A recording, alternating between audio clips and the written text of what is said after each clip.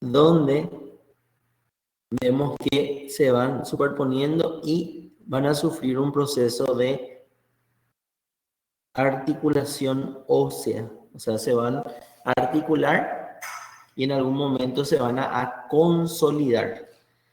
¿Qué sería consolidar? En términos menos técnicos serían soldarse una con otra, ¿verdad? Donde vamos a estar viendo acá justamente algunas marcas de lo que estábamos comentando, ¿verdad? La unión de las 5 vértebras que se van a consolidar entre sí, formando una articulación de tipo sinostosis. Sinostosis. Es una articulación muy parecida a lo que ocurrió en el coxal, lo que ocurre en el esternón, por ejemplo, también. Entonces estaríamos hablando de una articulación sinostósica. Como pueden ver acá, también tiene una base superior y un vértice inferior. El vértice va a tomar contacto con otro hueso llamado coxis. En una vista anterior podemos observar que este hueso es relativamente cóncavo en la parte anterior, en la cara anterior, y convexa en la cara posterior. Va a tener estos agujeros que vemos acá, que se llaman forámenes sacros o agujeros sacros anteriores, por donde justamente va a transitar los nervios sacrales, o sea, los ramos o nervios sacrales. Como pueden ver, vamos a tener 4 forámenes sacrales, uno de cada lado. ¿Por qué sucede eso? Porque justamente el quinto nervio sacro pasa por este espacio que le vamos a llamar hiato sacro. Hiato sacro. Otro dato interesante también de este hueso es que su concavidad depende mucho del sexo, ¿verdad? O sea que si es un sacro masculino o si es un sacro femenino. ¿Por qué? Porque justamente vamos a estar utilizando, si es por ejemplo femenino, va a tener una concavidad menos pronunciada, va a ser más recta, por el hecho que debe tener suficiente espacio para el canal del parto, ¿verdad? Que sería el paso del feto hasta lo que llamamos alumbramiento. Sin embargo, en el hombre no necesita de esa manera, ¿verdad? Necesita tener más, tiene que ser más en este caso aerodinámico, tiene que tener una mejor distribución de peso. Entonces, ¿qué ocurre? Se vuelve mucho más cóncavo, ¿sí? ¿Cóncavo para qué? Para justamente tener mayor distribución del peso corporal, como estábamos diciendo. Vamos a estar viendo las características. Como pueden ver, tiene una base superior, un vértice inferior, 4 caras. Una cara anterior que es cóncava, más cóncava en mujeres, menos cóncava en hombres. Va a tener una cara posterior que es convexa, donde podemos observar estas crestas. Vamos a tener esta cresta, vamos a tener esta cresta y vamos a tener esta cresta. Cada cresta va a tener un nombre en específico y va a ser la unión de estructuras en específico. Y después vamos a tener las caras laterales, ¿verdad? Que vamos a estar viendo acá, que justamente sirven para articularse con el coxal, que son 2 huesos, o sea, es un hueso par que se encuentran a los lados del sacro, formando lo que es la cintura pelviana. En fin, en la cara anterior, como pueden ver acá, tenemos lo que es la concavidad, que es más pronunciada en mujeres, o sea, en hombres que mujeres. Vamos a tener los forámenes sacros, como les estaba comentando, solamente 4 forámenes sacros para los 4 primeros nervios sacros por el hecho que el quinto nervio sacro va en dirección medial, ¿verdad? O sea, medialmente. También vamos a tener lo que son las líneas transversales, muy parecido a lo que se habían observado en esternón, donde también este hueso sufre un proceso de consolidación, ¿verdad? Una fusión de las vértebras llamada sinostosis. Es por eso que la columna vertebral de un niño tiene entre 33 y 34 vértebras y en un adulto ya tiene 26 vértebras. ¿Por qué?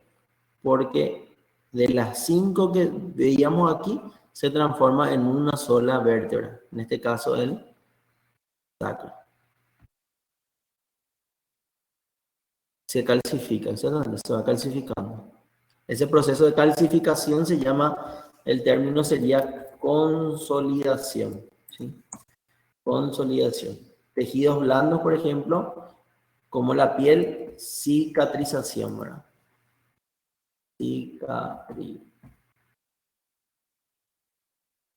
Y hierro, hierros se sueldan, ¿verdad?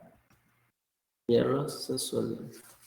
Más o menos así sería la temática, o sea, la terminología más o menos, ¿verdad? En fin, la cara posterior se identifica porque es mucho más convexa. Evidentemente vamos a tener algunos accidentes anatómicos como es esta, por ejemplo, que se llama cresta sacra media, que sería la fusión de los procesos espinosos. Sin embargo, hay que cambiar un poquito la terminología. Hoy día se trata de hablar más de proceso y no más de apófisis, ¿verdad? Pero son cambios de terminología que se van cambiando, ¿verdad? Por ejemplo, si van leyendo el libro de La Target, la quinta edición, ya va hablando de proceso espinoso, ya no más apófisis. Sería la misma cosa, pero con una terminología nueva. En fin, después tenemos lo que es la cresta sacra intermedia, que sería ya la fusión de los procesos articulares superiores e inferiores. Después tenemos la cresta sacra lateral, que sería la fusión de los procesos transversos. Entre la cresta sacra intermedia y la cresta sacra lateral tenemos lo que son los forámenes sacros posteriores, que también dan el paso a los nervios sacrales. Pero se preguntarán, ¿por qué sale por delante y por qué salen por detrás? ¿Verdad? Por el hecho que, como sabrán, el nervio raquídeo anterior tiene una función predominantemente motora y el nervio raquídeo posterior tiene una función predominante sensitiva. O sea que el nervio raquídeo se ramifica en dos, en una rama anterior y una rama posterior. La rama anterior es motora y la rama posterior es sensitiva. Después tenemos algo que se llama este espacio que vemos aquí, por donde transcurre el quinto nervio sacro, que es el hiato sacro. El término hiato se refiere a espacio, ¿sí? Un pequeño espacio que da, en este caso, entre estructuras llamadas astas del sacro, y como pueden ver aquí, difícil ver en un hueso, pero también se puede ver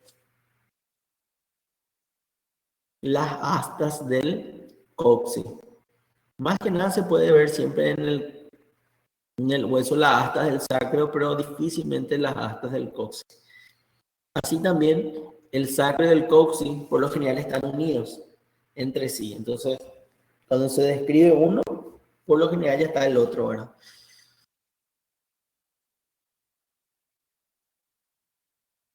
Como podemos ver, la cara posterior, cresta sacra media, cresta sacra intermedia y cresta sacra lateral. Entre las dos, los forámenes sacros posteriores. En las caras laterales vamos a tener dos accidentes óseos, como el caso de la carilla auricular carilla auricular, que también va a tener la misma carilla auricular, va a tener el coxal, que vamos a estar hablando después. El coxal que se va a unir, en este caso con el sacro, y van a formar lo que es la cintura pelviana. Como pueden ver acá, podemos decir que este es un sacro femenino o masculino, con esta concavidad que tenemos. ¿Qué les parece?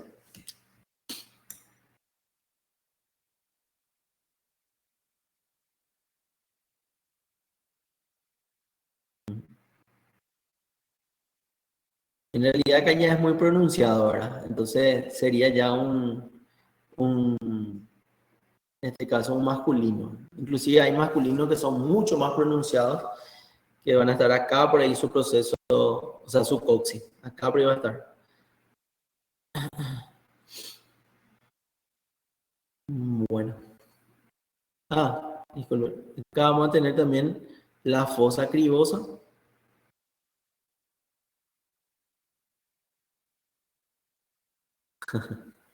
También influencia, de cierto modo. De cierto modo. En fin, la fosa cribosa que vemos acá, que va a ser el paso justamente de algunos vasos sanguíneos, ¿verdad? Se llama fosa cribosa por el aspecto cribiforme, ¿verdad? Propiamente.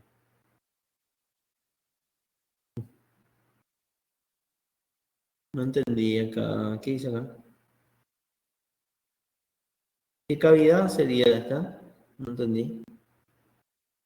Cavidad, no.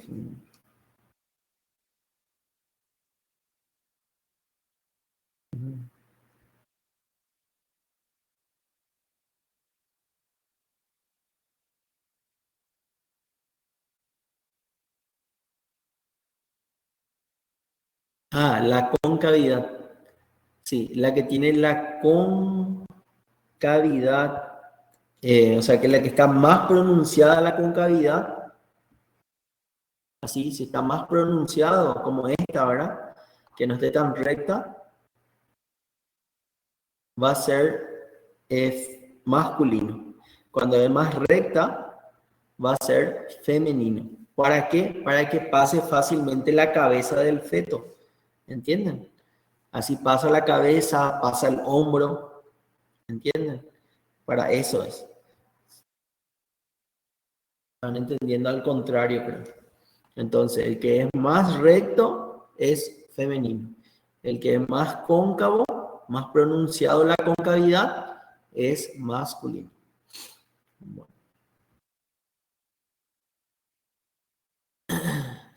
En la base, como pueden acá, vamos a tener los procesos articulares superiores de la quinta vértebra lumbar y el cuerpo de la primera vértebra sacra, ¿verdad? O sea, de la primera vértebra sacra que se articula con la quinta vértebra lumbar. Incluso habíamos visto que la quinta vértebra lumbar tenía una característica, ¿verdad?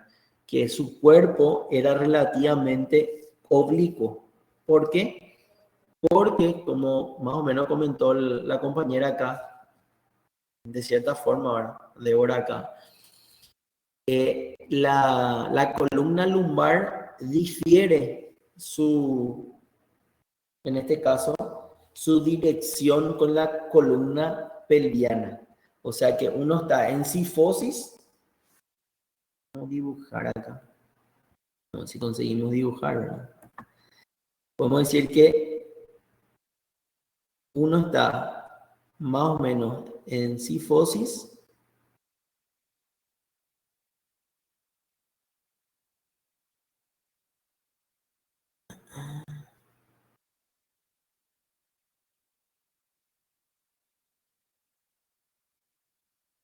Aquí, este está en lordosis, ¿verdad? Y este sería en cifosis. Entonces, este sería la columna lumbar y este sería la columna pelviana. Cuando es más pronunciado es masculino y cuando es menos pronunciado es femenino.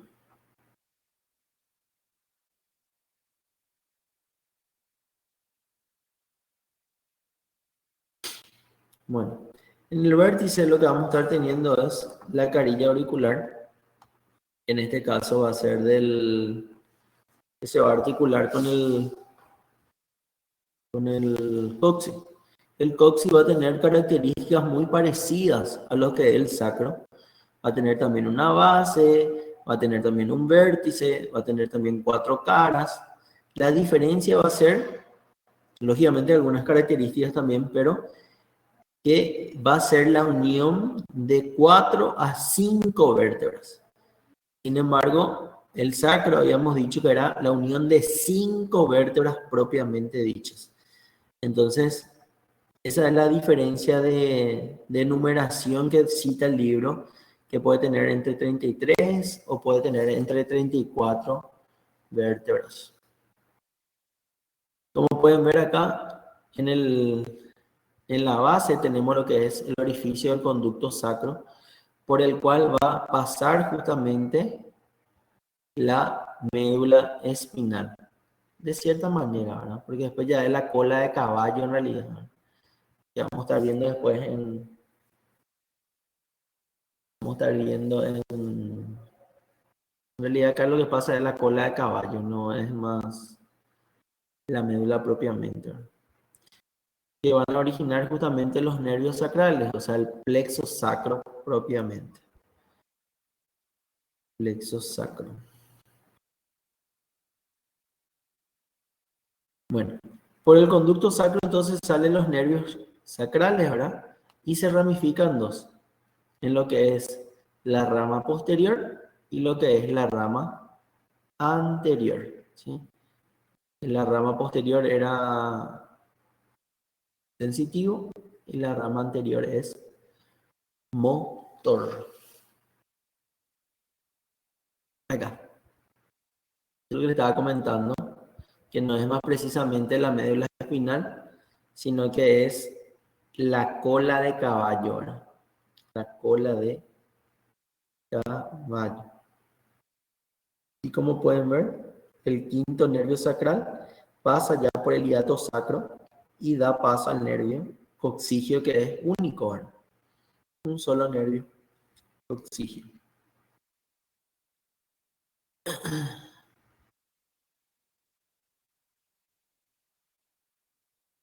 Bueno, después tenemos lo que es el coxis.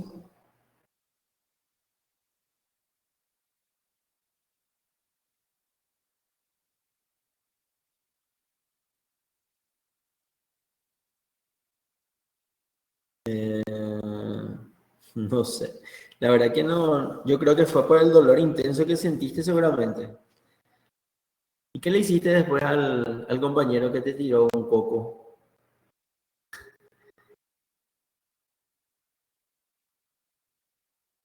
Yo le tiraría otro coco por ahí, porque qué locura, ¿no?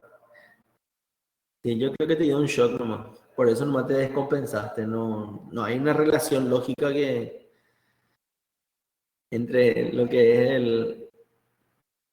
No, no tiene relación. Él fue el golpe, solamente.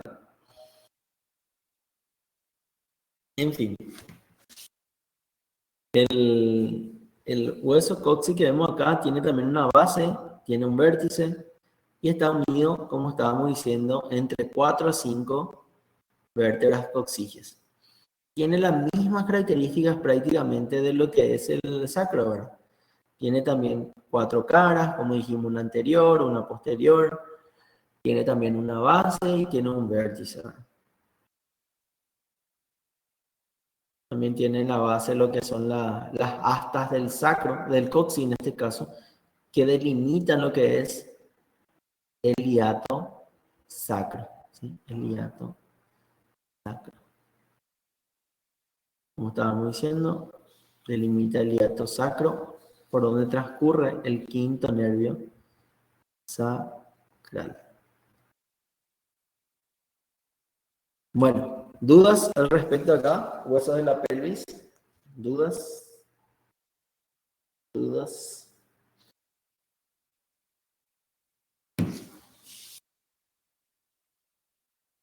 Sí, solamente eso, el hueso de la pelvis, sí. Solamente eso.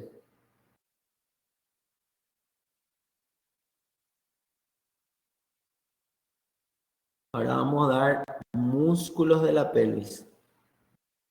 Parece muy sencillo, ¿verdad? Creo que sí.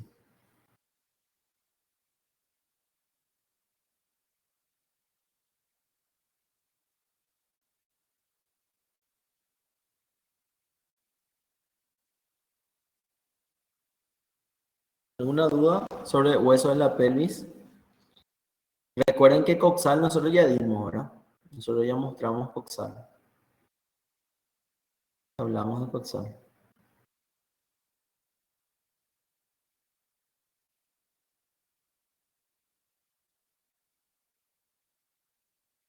Y vamos a hablar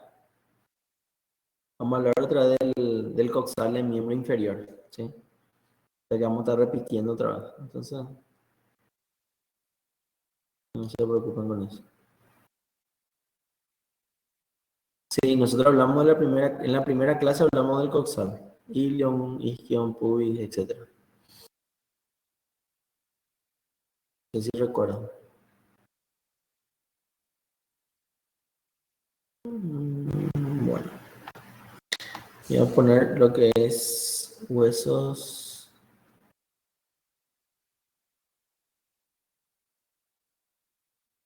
Acá.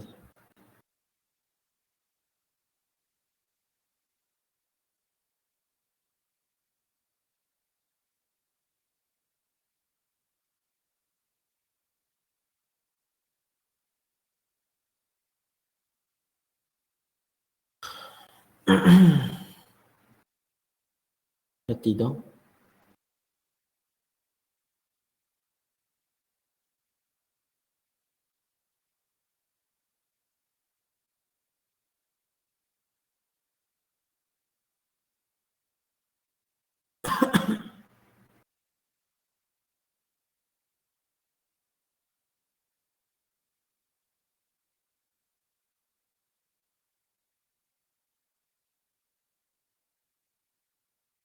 Bueno,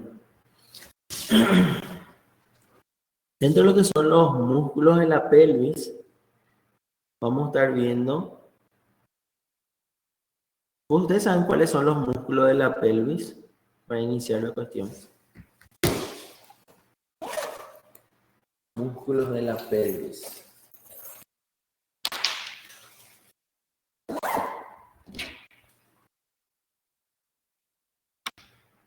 ¿Conocen uno de ellos por lo menos?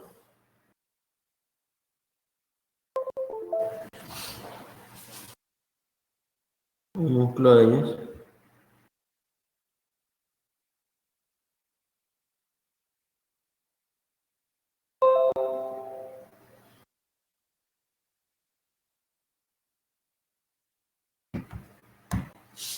Eh, el psoas no, pero sí forma parte de lo que es el diafragma pélvico, ¿no? El diafragma pélvico.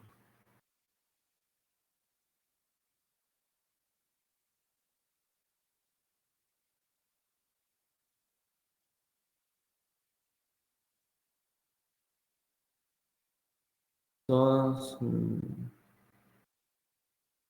glúteo. No, estos son músculos de la región glútea. Este vamos a estar viendo en miembro inferior.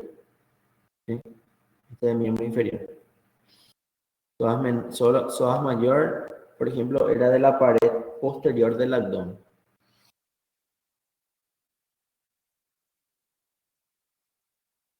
Acá lo que vamos a estar viendo es algo que se llama músculo elevador del ano, músculo isquiococcigio, entre otros.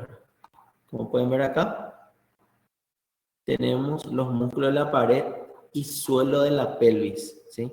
El suelo de la pelvis o diafragma pélvico también se llama. Vamos a estar viendo que en la pared vamos a tener una pared lateral y una pared posterolateral. En la pared lateral vamos a tener lo que es el músculo piramidal o piriforme, que es la pared posterolateral. Y en la pared lateral propiamente vamos a tener el músculo obturador interno. En el diafragma pélvico, suelo de la pelvis, vamos a tener lo que es el músculo coccigio o isquiococcigio y el músculo elevador del ano. Vamos a estar hablando de cada uno de ellos, ¿verdad? Como pueden ver aquí, tenemos primeramente lo que es el músculo obturador interno. Músculo obturador interno. El músculo obturador interno, como pueden ver aquí, se encuentra... Voy a mostrar una imagen. No puede ser. Se fue toda la imagen. Bueno, voy a citar uno de los orígenes. No. Si no me llega. Bueno, como pueden ver acá, el músculo obturador interno. Vamos a identificar primero los músculos. En la pared, de caso, lateral. ¿Sí? El músculo obturador interno, que pueden ver acá, se encuentra en la pared lateral de la pelvis. Como creo que da para ver acá en la parte interna, por lo menos, se origina, ¿dónde? En la membrana obturatriz. No sé si recuerdan que el coxal tenía un foramen obturador. ¿Sí? Y el foramen obturador va a tener una membrana que lo recubre, que se llama membrana obturatriz. ¿Sí? Esa membrana obturatriz va a cubrir todo esto. Vamos a ver si hay otra imagen mejor. No. Fállalo ya. Mala imagen. En fin, vamos a tener el músculo obturador que se va a originar a nivel de la membrana obturatriz y va a respetar lo que es el foramen obturador, ¿verdad? Que por ahí pasa el nervio obturador, los vasos obturadores, ¿verdad? Va a generar, como pueden ver acá, va a ir sus fibras hacia atrás hasta llegar a hacer un ángulo más o menos de 90 grados y insertarse ¿dónde? En el trocánter mayor del fémur, ¿sí? Trocánter mayor del fémur. Estos músculos van a ser citados otra vez en el miembro inferior, ¿verdad? Porque justamente van a ser músculos rotadores de la cadera, ¿verdad? O sea que van a hacer algo que se llama rotación lateral o rotación externa.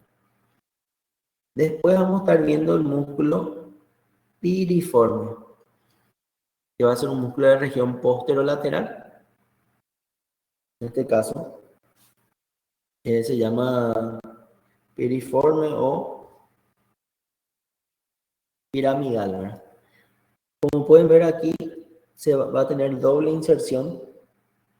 Se va a originar primeramente, acá nos da para ver, pero se origina primeramente en lo que es la cara anterior del sacro, y va a irse hacia dónde? Hacia el agujero ciático mayor, ¿sí? Pasa por el agujero ciático mayor, que sería este espacio que vemos acá, va en este caso a insertarse otra vez en el trocánter mayor del fémur. Solamente que acá el trocánter no da para ver porque no está ¿cómo se llama? El fémur propiamente, ¿verdad? En fin, cara anterior del sacro, trocánter mayor. Membrana obturatriz o alrededor del foramen obturador y trocánter mayor del fémur. ¿Sí? Los dos se insertan a nivel del trocánter mayor del fémur. Después tenemos lo que es el músculo del suelo pélvico, ¿verdad? O se llama diafragma pelviano. Como habíamos visto, tenemos lo que es el músculo isquiococcigio, que se llama de esa manera justamente porque se inserta en el coxis y en la tuberosidad isquiática, ¿verdad? O sea, no hay mucha ciencia para saber eso. Y tenemos lo que es el diafragma pélvico, que va a estar formado también por algo que se llama elevador del ano. El músculo elevador del ano va a estar separado por 3 porciones, como ven acá en esta imagen.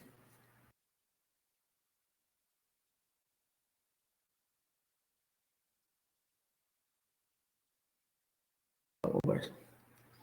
Bueno, acá vamos a tener lo que es el iliococcigio. Se llama así justamente porque se inserta a nivel del ilio y termina en lo que es el vértice del coxis, ¿sí? Coxis.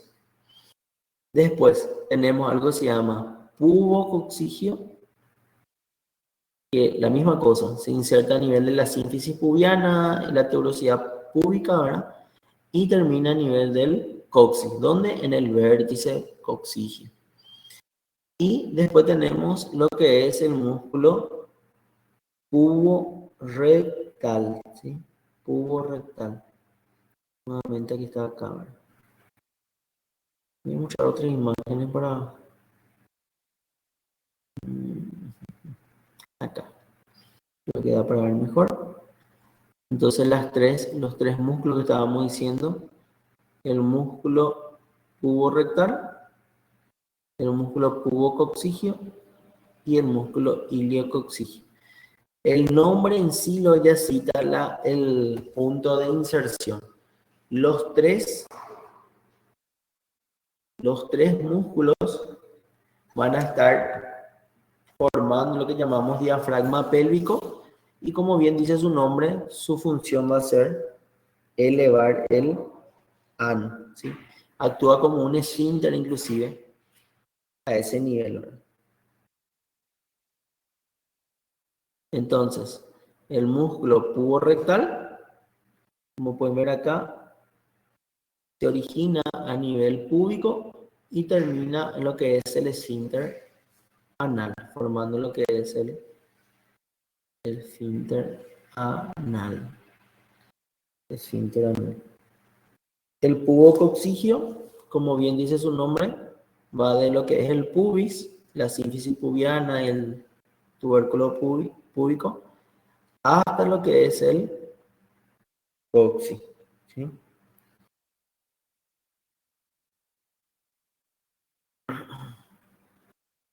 Eh, Acá, por ejemplo, el pubococcigio va a formar lo que es este hiato, que es el hiato elevador, ¿verdad? Depende ya de si es hombre o mujer, va a ser lo que es el pubo prostático o va a ser el pubo vaginal, ¿verdad? Dependiendo ya del caso, ¿verdad? Pubo prostático o pubo vaginal. Vemos acá los dos hiatos, ¿verdad? Pubo prostático o pubo vaginal. Y acá, lógicamente, del ano.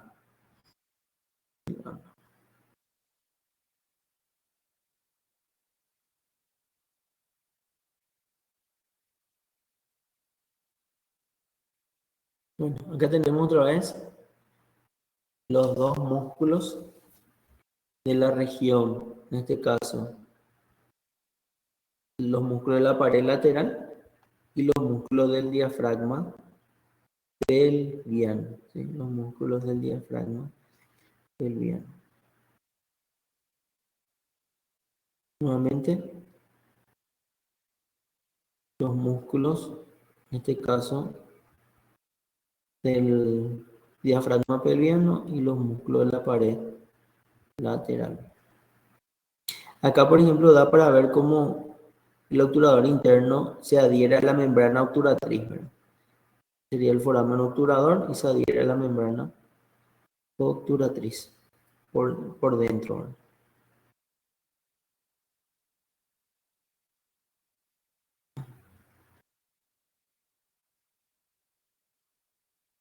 Bueno, entonces, como pueden ver, el músculo elevador del ano tiene 3 porciones, lo que es el pubo rectal, que va de lo que es el pubis justamente hasta lo que es el esfínter anal. Tenemos el pubo coccigio, que nuevamente va del pubis hasta lo que es el coxis. Y el ilio coccigio, que va a ser de lo que es el ilion en sí hasta lo que es el coxis propiamente. Estos músculos son los que actúan como esfínteres, que van a estar justamente dando lo que es la capacidad de contracción de esa zona, ¿verdad? Prácticamente.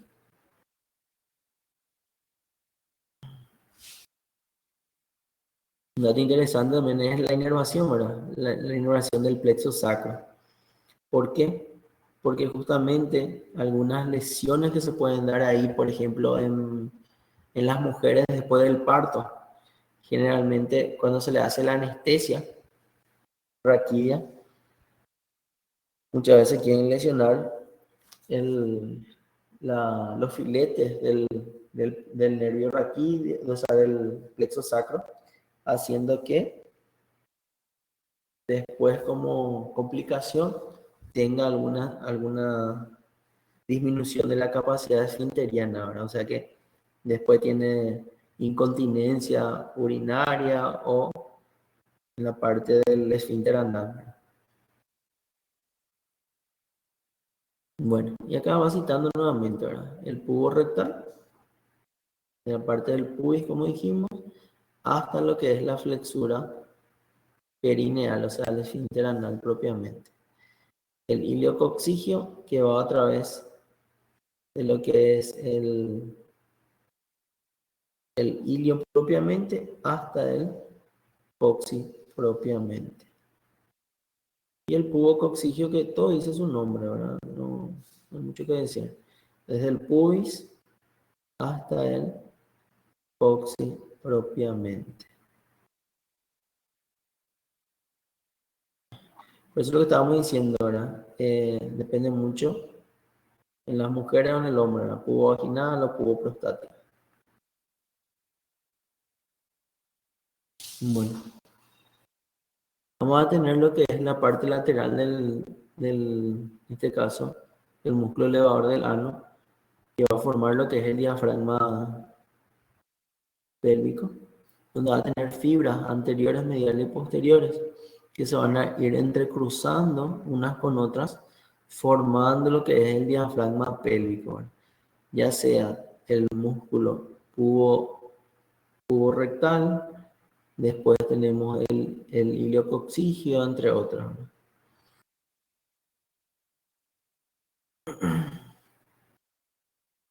La parte medial, que ya habíamos dicho, ¿verdad? La intersección, en este caso, se va a insertar en la parte de adelante del pubis y va a formar los dos hiatos, el hiato anal y el hiato vaginal en todo caso, ¿verdad? O próstata, dependiendo ya, como dijimos, si es hombre o mujer.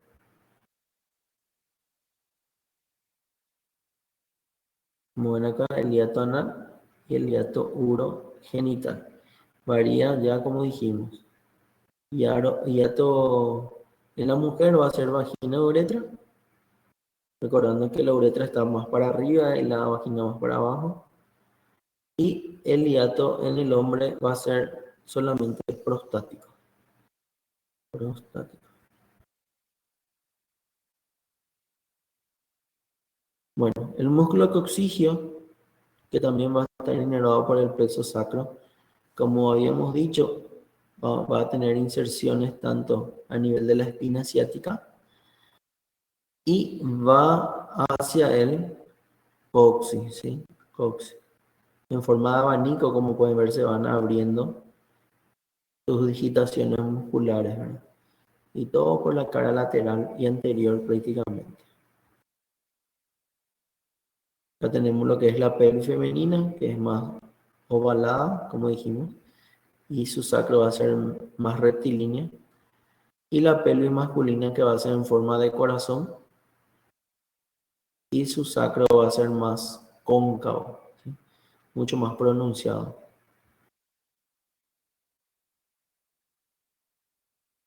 Bueno, y acá da una imagen, ¿verdad? De lo que estábamos diciendo, lo que es el hiato anal y lo que es en este caso el hiato urogenital. En este caso de la mujer, entonces tiene el, en este caso la vagina y la uretra por delante, ¿verdad? O sea, por encima. Esto es muy importante que ustedes sepan para algunos procedimientos como tacto vaginal o inclusive sondaje, ¿verdad? Generalmente que se equivocan increíblemente y van colocando la sonda vesical a nivel vaginal, ¿no? Tanto hombres como mujeres. Por eso tienen que ir practicando eso. Bueno,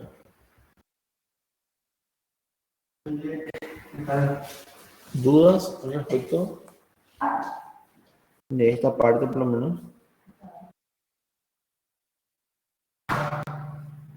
¿Una pregunta?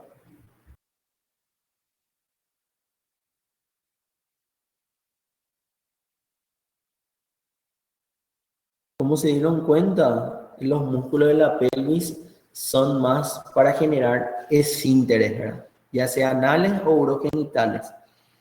Por eso lo que tienen que tener en cuenta que las mujeres más que nada, porque generalmente son multíparas. ¿Qué quiere decir multíparas? Cuando tuvieron varios partos naturales. Entonces, ¿qué es lo que pasa? Se debilita ese diafragma pélvico, haciendo que el esfínter, ya sea anal o urogenital, se debilite también, ¿verdad? Dando la incontinencia.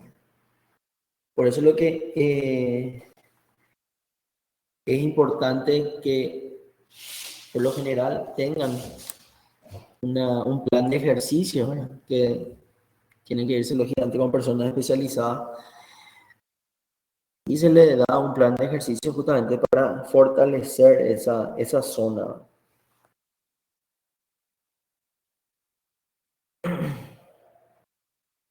En fin, ¿qué pasa si está debilitado esa zona?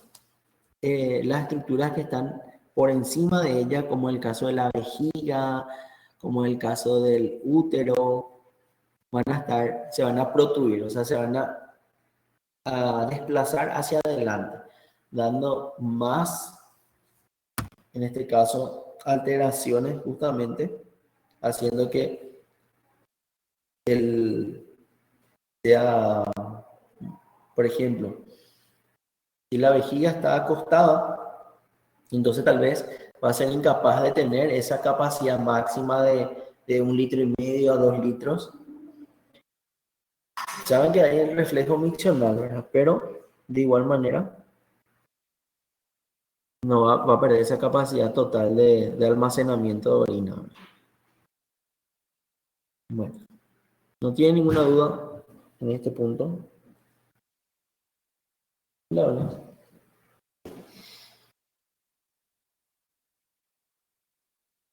Si no tienen dudas, vamos a pasar al siguiente tema.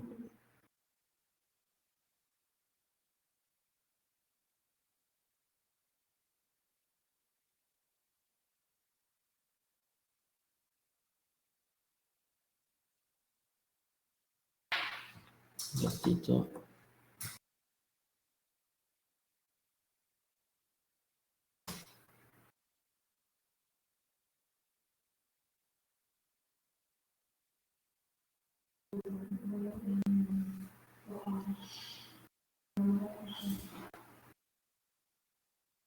Vamos a entrar en lo que es un ratito.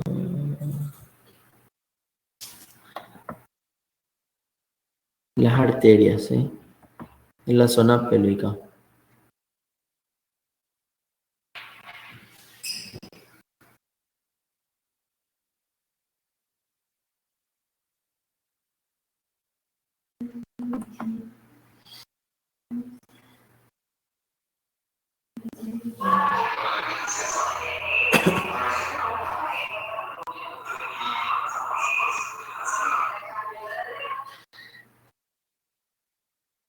Bueno, entre las arterias y venas de la pelvis, vamos a estar viendo acá lo que es la arteria ilíaca externa, que habíamos visto que era una de las ramas terminales de lo que es la arteria ilíaca común.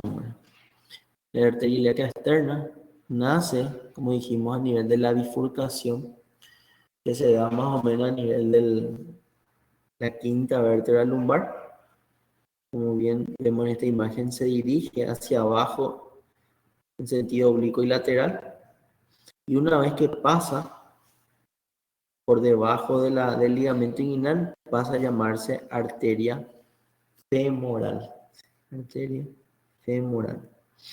O sea que va a ser prácticamente la arteria que va a originar la vascularización del miembro inferior de forma completa. Nuevamente, la arteria ilíaca externa, que se continúa de la arteria ilíaca común, que como sabemos, nace a nivel de la cuarta vértebra lumbar en ilíacas comunes.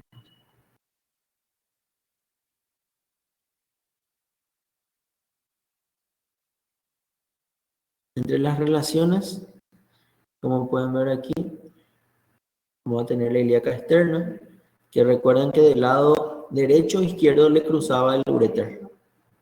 ¿De qué lado le cruzaba el uréter? ¿Derecho o izquierdo? Como si recuerdan eso. ¿Recuerdan cuando hablamos de uréter? El uréter le cruzaba por delante de la arteria ilíaca externa. ¿Eso era del lado derecho o del lado izquierdo? Hablamos de la ley de Luska, ¿se acuerdan? A 1,5 centímetros de la bifurcación, dijimos, por debajo. Y el otro era 1,5 centímetros. No, era al revés, a la derecha, ¿sí? A la derecha.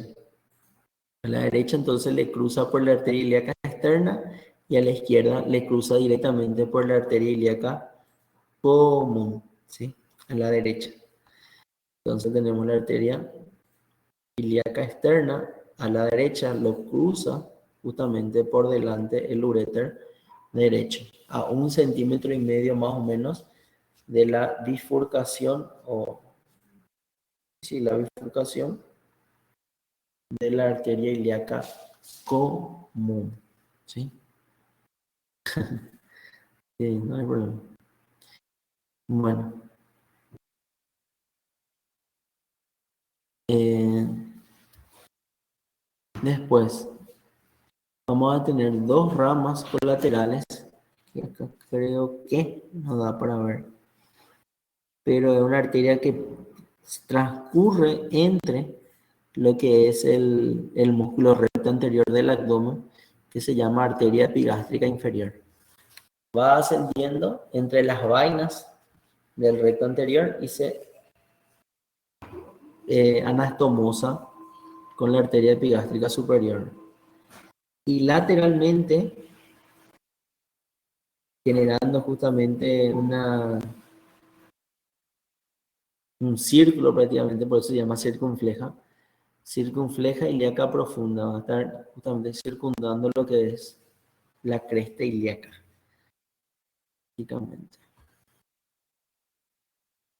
Bueno, acá como pueden ver, acá sí da para ver la arteria circunfleja profunda y acá también da para ver lo que es la arteria epigástrica inferior. Sí, la arteria epigástrica inferior entonces sigue el trayecto, como dijimos, de la cara posterior del músculo recto del abdomen, penetra la vaina del recto y se anastomosa con su homóloga que viene del tórax, ¿verdad? En dirección de la epigástrica superior. ¿Rama de quién era la epigástrica superior? Era rama de la arteria torácica interna, ¿sí? Torácica interna. En fin, como pueden ver aquí, cruza, acá en realidad no da para ver, acá, por delante de lo que es el conducto deferente, ¿sí? Conducto deferente.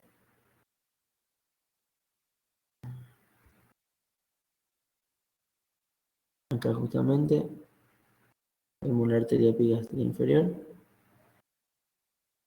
con su vena, lógicamente, ¿verdad? Que es anastomosa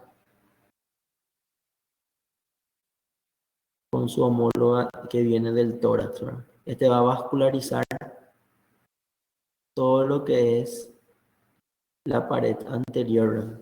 O sea, va a ir vascularizando. El recto anterior en realidad, ¿no? Este era el que habíamos dicho que teníamos que tener cuidado cuando se hace una paramediana, ¿verdad? Para infraumbilical, en realidad. Para infraumbilical, para no lesionar justamente esto y generar mayor lesión.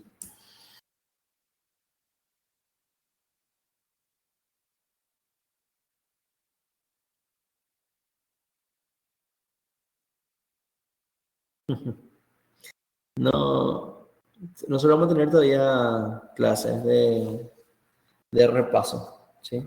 Repaso y las prácticas. No, ahí eso va a ser mucho más fácil.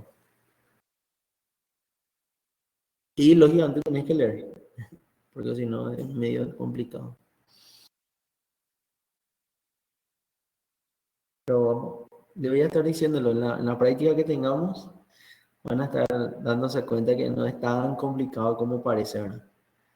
Solamente que hay que, no sé si recuerdan la primera clase de anatomía, en generalidad habían visto que la forma de estudio de anatomía era práctica y teoría, ¿verdad? Teoría y práctica. Entonces, es la manera de poder recordar los contenidos. Bueno, como pueden ver aquí, vamos a estar viendo lo que es la arteria circunfleja ilíaca profunda, que va a dar dos ramas, ¿verdad? Lo que es la rama ascendente o epigástrica externa y la rama transversa, ¿verdad? Que va a circundar todo lo que es la cresta ilíaca. Esta ilíaca. Esta arteria, por ejemplo, es muy complicado de ver, realmente.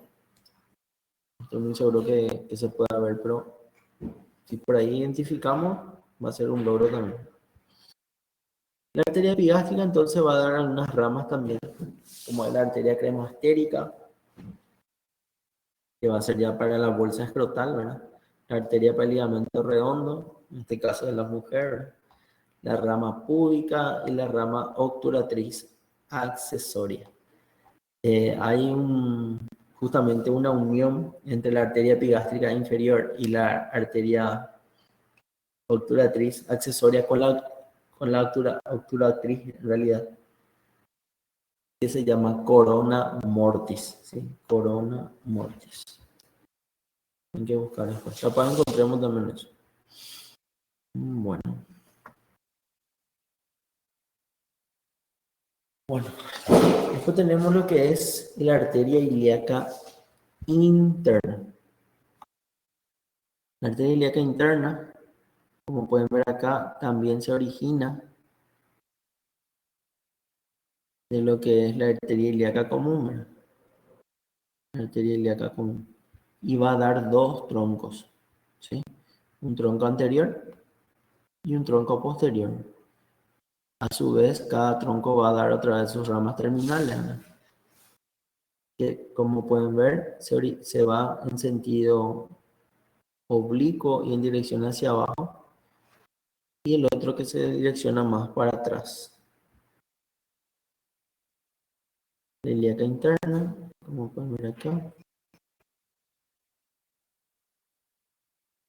que cruza justamente lateral a lo que es, medial a lo que es la vena, ¿verdad? La vena que está por detrás, la vena ilíaca. Bueno, como habíamos dicho, teníamos dos troncos, ¿verdad? Un tronco anterior y un tronco posterior. El tronco posterior y anterior va a dar otra vez, a su vez, sus ramas, como podemos ver acá, ¿verdad? Por ejemplo, es la glútea inferior y esta va a ser ya la pudenda. Bueno, acá podemos ver el tronco eh, posterior y el tronco anterior, ¿sí? Sus ramas terminales. Una buena imagen antes. Este es imposible recordar todo. En fin, este solamente le íbamos mostrándole únicamente el amor, porque no, si no es imposible que se recuerden. Y en realidad, yo no recuerdo así muy bien también todas, porque solamente algunas lo que da para ver, ¿verdad? Lo que son las extras pelvianas más que nada, que son la glútea superior, glútea inferior, que van a estar en localizaciones específicas. Es mucho más fácil de identificar justamente. Acá por lo menos sí pueden identificar lo que son los troncos. En este caso la ilíaca interna, la ilíaca externa. Vamos a tener lo que es el tronco posterior y el tronco anterior, ¿verdad? Sería lo mejor que pueden hacer.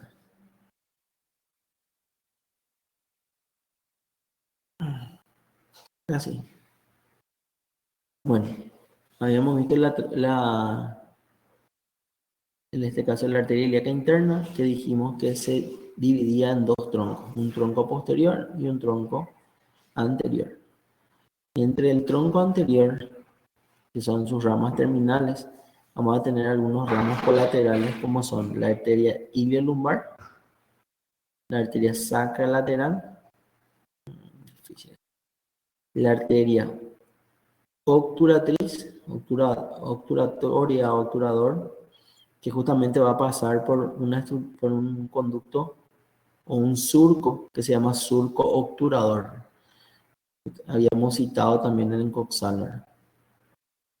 La arteria, en este caso umbilical, la arteria umbilical que se va justamente a unir con lo que es la arteria obturatriz accesoria y va a formar lo que es la corona mortimer. La arteria vesical superior, que solamente vamos a poder ver si podemos disecar bien lo que es la vejiga. La arteria puente interna, difícil de ver. Tampoco. Esto sí. La glútea superior y la glútea inferior sí vamos a poder ver, porque justamente vamos a identificar el músculo piriforme y vamos a ver, por ejemplo, este espacio que se va a llamar eh, espacio o hiato de Voisons. Voisons. Le voy a estar mostrando después, ¿no? Bueno, entre lo que son las ramas intrapelvianas, parietales, vamos a tener, en este caso vamos a tener las sacras, que van a ser las sacras laterales superior e inferior, y lo que es la arteria iliolumbar. Iliolumbar. ¿A quién le va a acompañar esta arteria iliolumbar? A este ramo que se llama tronco lumbosacro. Tronco lumbosacro. El tronco lumbosacro, que es una rama justamente del plexo lumbar, que va a unirse con los 3 o 4 nervios sacrales y van a formar lo que llamamos plexo sacro. O sea que si identificamos lo que es el tronco lumbosacro en su recorrido más profundo, vamos a encontrar lo que es la arteria iliolumbar. Después vamos a tener las arterias, las ramas intrapelvianas y viscerales en el varón. Vamos a tener lo que es la arteria umbilical, que dijimos que va a comunicarse con la obturatriz y va a formar lo que es la corona mortífera. De ella se va a originar lo que es la vesical superior, la arteria vesical superior, y por debajo la arteria del conducto deferente. La arteria del conducto deferente. Bueno, acá del tronco anterior también, continuando lo que es el tronco anterior, va a salir lo que es la arteria rectal media, difícil de ver realmente esta arteria, y la arteria vesical inferior.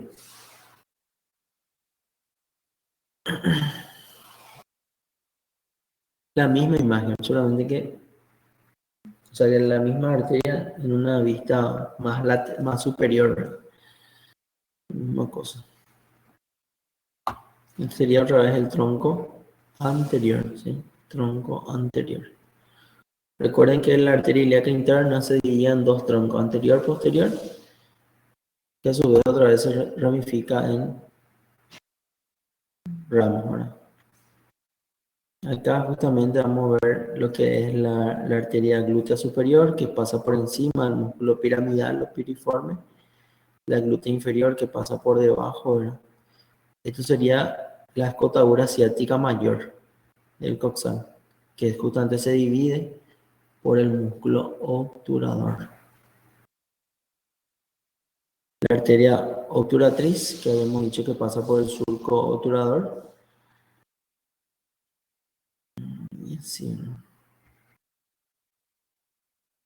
Bueno, vamos a tener una arteria que es muy complicada de ver, que se llama arteria pudenda interna. Como pueden ver acá, pasa por la escotadura ciática mayor, separada por lo que es el músculo piriforme, pero no da para ver ahora, y se ramifica en lo que es la arteria dorsal del pene, en este caso.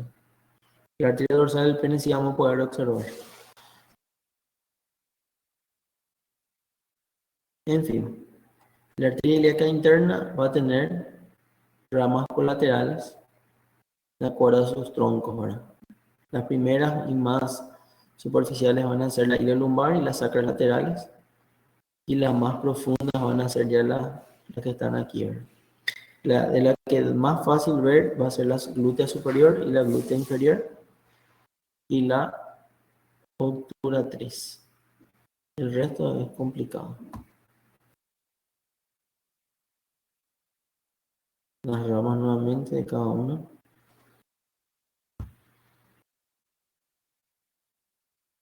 En relación a la vena, como pueden ver acá, la vena va en sentido más medial a la arteria, tanto de ambos lados, ¿verdad?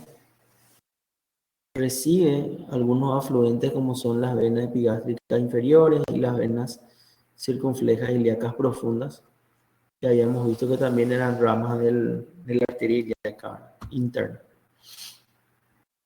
Acá como vemos, las venas circunflejas ilíacas profundas y epigástricas inferiores. Solamente que van en sentido opuesto ahora. Y en este caso la vena hipogástrica, que sería considerada también vena ilíaca interna, que vemos acá, va a recibir todas estas ramas que vemos acá, estas pequeñas ramas que se continúan en el trayecto de las arterias, solamente que en sentido inverso. Bueno, entonces, como estábamos diciendo, vamos a tener lo que es el agujero ciático mayor, por donde pasa el paquete vascular nervioso glúteo superior, que una de ellas, por ejemplo, era la arteria glútea superior que estábamos comentando, ¿verdad? Y en esta porción que vemos acá, que sería ya el espacio infrapiriforme, porque acá tenía que estar el músculo piriforme o piramidal, ahí va a pasar la estructura. Una de las más importantes que va a ser muy fácil de observar va a ser el nervio ciático. Otro dato interesante también va a ser el agujero ciático menor que vemos aquí por debajo. por debajo de lo que es la espina ciática, ¿verdad? O isquiática, donde vamos a poder observar lo que es el paquete vasculonervioso pudendo y el nervio obturador interno que va en esa dirección, hacia abajo, ¿verdad? Hacia el músculo obturador interno. Durante que va hacia atrás, ¿verdad? Mm, bueno, mirar acá, ¿no? La inervación vegetativa creo que nosotros ya dimos, ¿no?